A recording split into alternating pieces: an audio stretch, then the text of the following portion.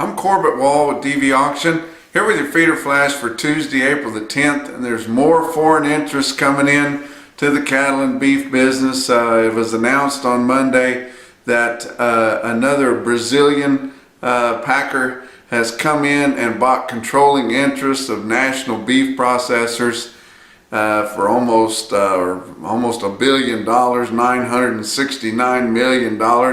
It's Marfrig. And don't quote me on that pronunciation because I'm not familiar with them, but not JBS, but another competitor from Brazil has come in. They will now be the second largest beef processor in the world, and they wanted to come into the United States to open up more access to markets, and which they didn't before, but now will have the ability to go into the markets of Japan and South Korea. So who knows if that's good or bad. I don't really see what they could do to make it any worse or any tighter than what it is as far as the packing industry for the cattleman. But look at the board on Monday. June live cattle up 17 cents to end the day at 102.50. April down 20 cents to end the day at 112.02. So that's still below what we settled in for the fat cattle market for last week.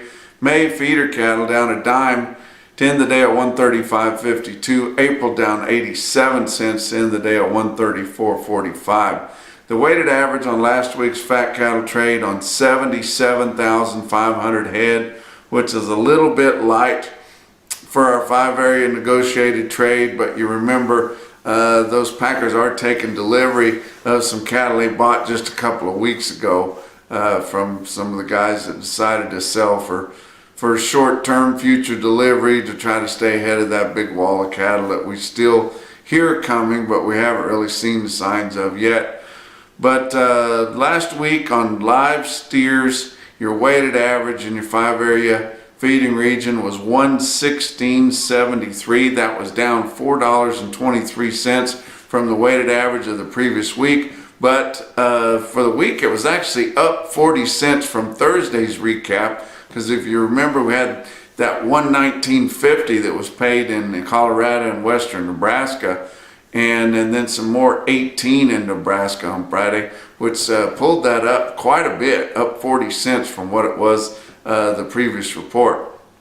To your dress steers averaged 187.74, down 4.58 compared to the previous week. But look at your feeder markets, your real-time index on Beef Market Central.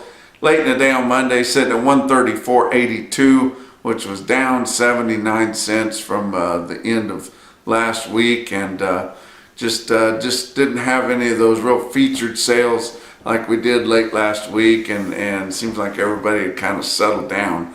But Oklahoma National Stockyards in Oklahoma City, back to a larger run, but still lighter than what typically Oklahoma City runs, only 4,400 head. And if you remember last week, they had just a little over 1,900, but that's crazy for the nation's cattle, feeder cattle market, not to have any more cattle in that, but just not a lot of cattle moving in that region right now. But compared to the last test, which was 2 weeks ago, $2 to $6 higher on feeder cattle. Spots $10 higher. The calves sold steady to $3 higher. Joplin Regional Stockyards had 4,500 head. Their market was steady to $4 higher.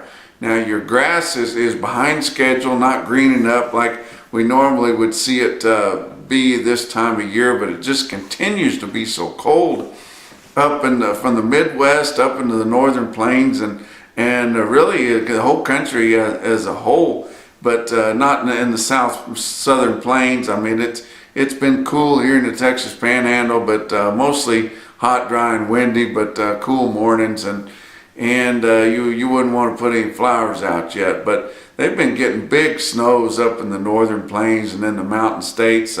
Talked to one of my friends, and he said that he had heard in some regions of Montana that these guys that are trying to spring calve had lost as many as 25% of their calves. And I don't know if that was centralized in one particular region, but it sounded like it was pretty widespread. And if it is that bad, it could make a dent, but we'll have to see whenever we see what the final results are. But driving around through Oklahoma and places last week and over the weekend, there is a little bit of irrigated wheat around, and there are cattle turned out on that irrigated wheat in some places. So we could see a few cattle coming in off of graze out wheat and those where they turn the sprinklers on, but the dry land is completely washed out, and there's nothing to eat there. Of course, there hasn't been for the last 3 months. But look at some individual quotes on Monday. F&T livestock markets in Palmyra, Missouri. The Browning brothers there in extreme northeast Missouri, and I like F&T. They've kept that name of that market ever since their dad ran it. Farmers and Traders. That might not be politically correct these days, but I hate politically correct, and I like Farmers and Traders livestock market in Palmyra, Missouri, where they had 43 head of 642-pound steers, bring 177 and a quarter. Joplin Regional Stockyards had a pretty decent sale there on Monday, and no out of sight prices there. Typically they sell commodity type cattle, but I tell you what, this is a good test of the market and a pretty good indicator that this market for 800-pound steers is strong. But 78 head in Joplin weighed 805 at 138.10. That's your feeder flash for Tuesday.